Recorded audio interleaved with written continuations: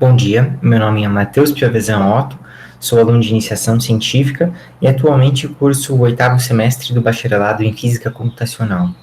Nesta ocasião vou apresentar o meu trabalho sobre a busca por matéria escura no centro galáctico com o telescópio espacial de raios gama Fermi, desenvolvido em colaboração com o meu orientador, professor Ayon Viana.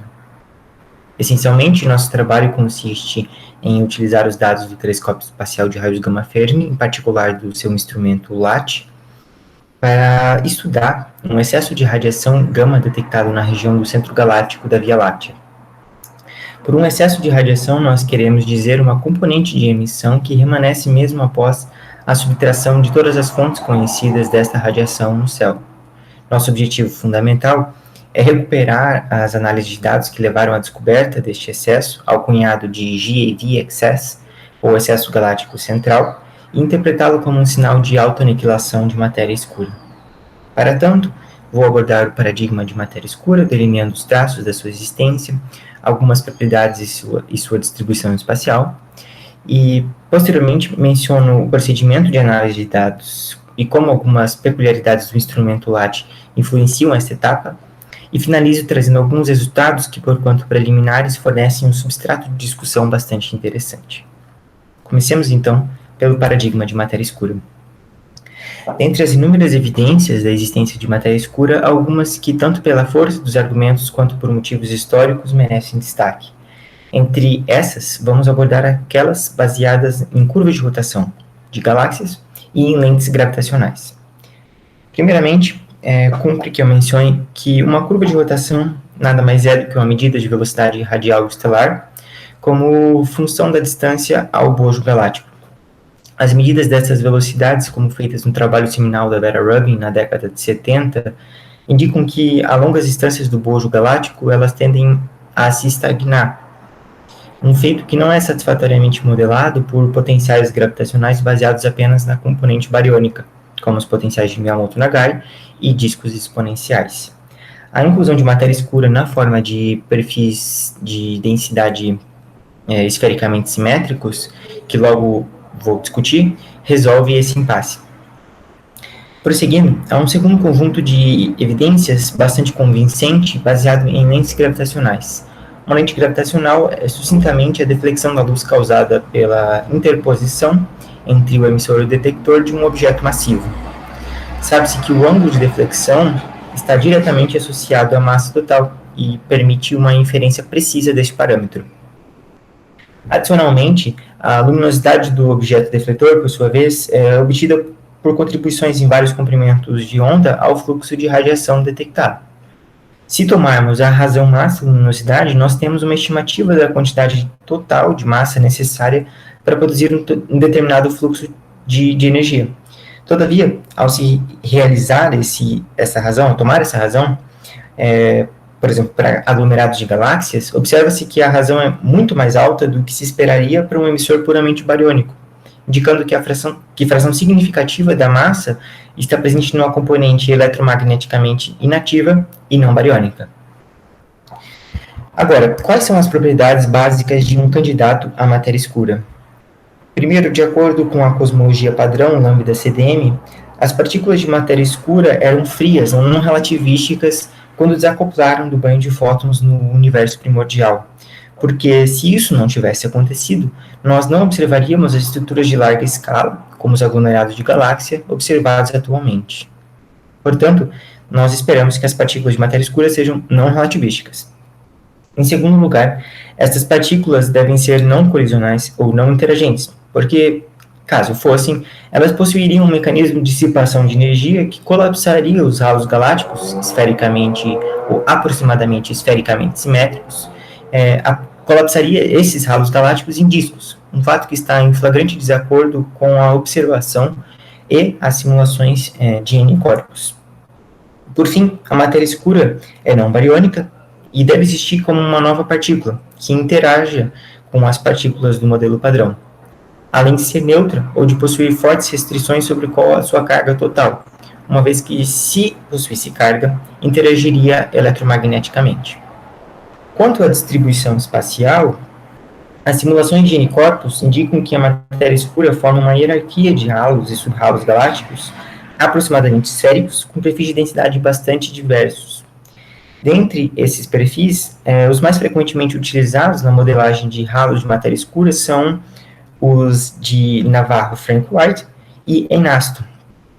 Na figura mostrada aqui, nós podemos ver um conjunto de perfis de matéria escura bem comum. A principal distinção que se faz entre eles é quanto às predições na região central da Via Láctea.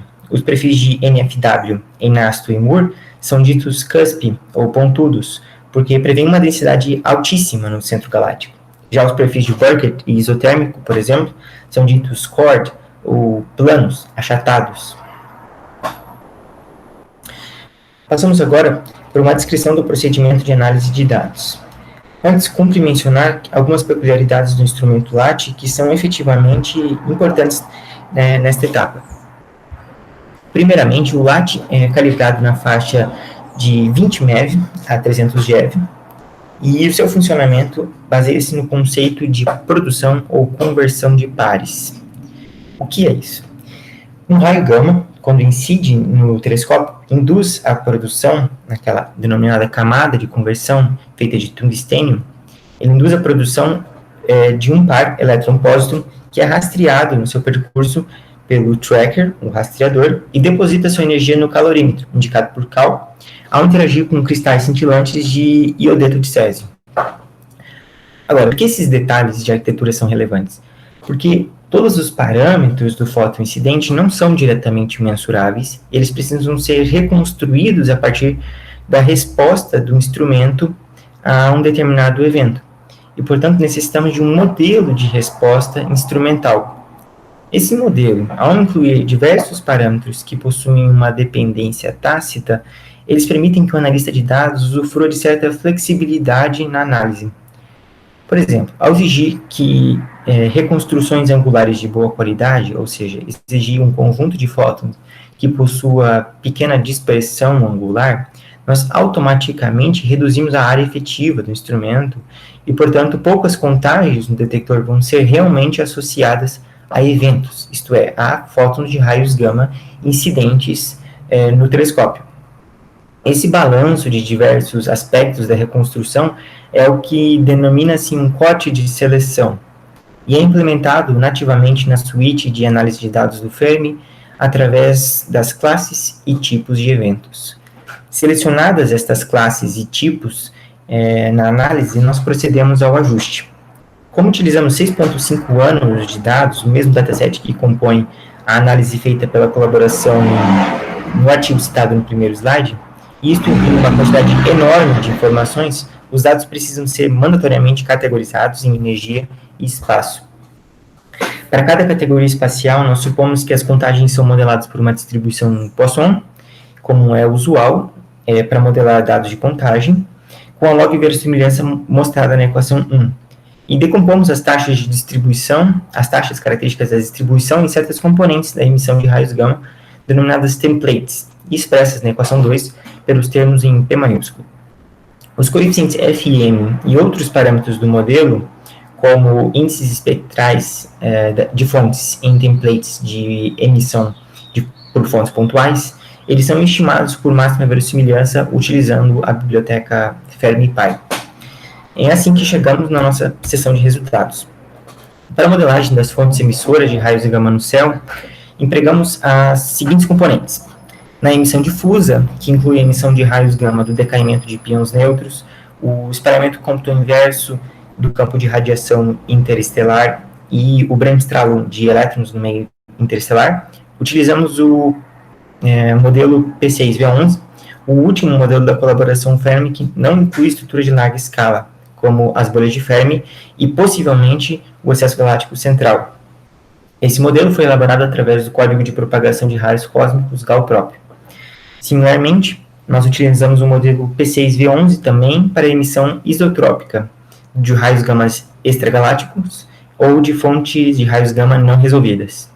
Para emissão de fontes pontuais extensa, utilizamos o catálogo 4FGLDR2, fornecido pela colaboração LAT, como parte do processamento de dados após 8 anos de coleta.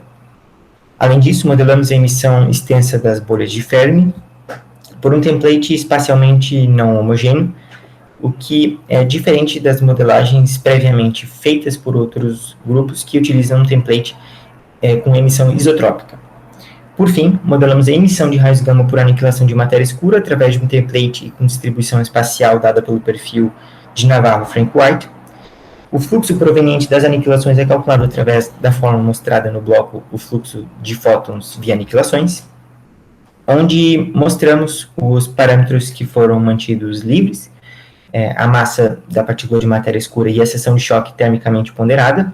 Indicamos que o perfil de massa, de densidade de matéria escura adotado foi Navarro-Frank-White, como já mencionei, e que a multiplicidade de fótons no estado final produzido por aniquilação foi modelada seguindo as expressões obtidas pelo Geotherma, e no artigo de Geotherma e Profumo, em 2008, que as obtiveram, por sua vez, pelo código de geração de eventos Pythia, ou Pythia.